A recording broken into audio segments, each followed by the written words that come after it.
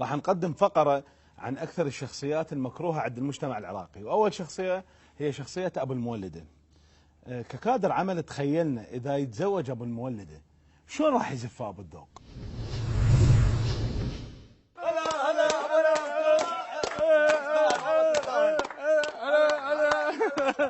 لك مبروك مبروك فكرة، والله فرحت لك.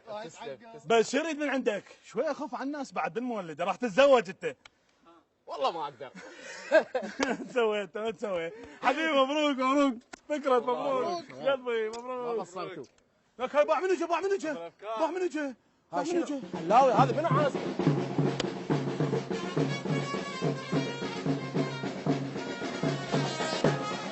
هذا راح يخزيك هسه. حلاوي انا ما عازمه هذا.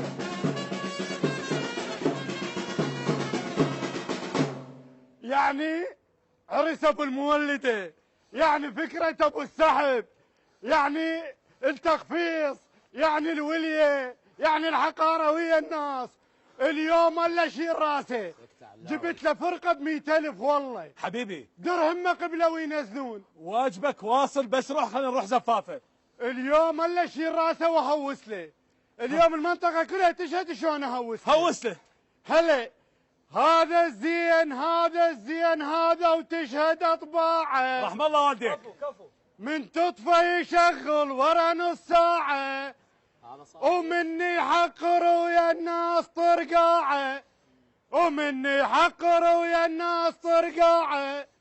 يبدل جوزه بجوزه، يبدل جوزه بجوزه، وتخرب كل اجهزه البيت. يبدل جوزه بجوزه وكل اجهزه البيت، يبدل جوزه تخرب كل اجهزه.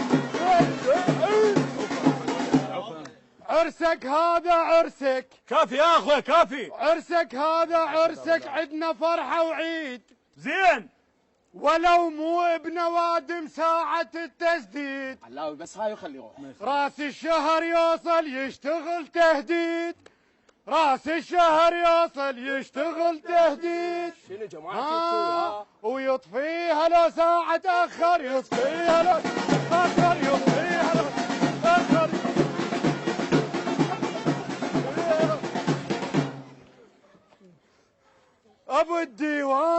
ابو الديوان يفرح حيل بزماطه، ومثلك كذب ما صار مقطاطه. اكيد والله والله صح والله صح. تقط بالفقير وهو بقماطه.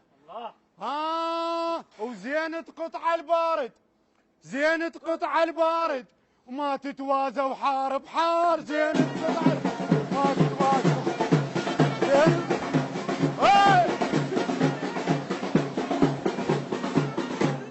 يلا امشي لبيت العروس اليوم هناك. لا حبيبي اليوم اقلبها قلاب. لا رحم الله والديك ما قصرت. اذا تروح وياي البيت العروسه لا انا اسحب نفسي. يلا امشوا قدام البيت العروس. يلا امشوا يا امشوا. انا بطل التي مالنا.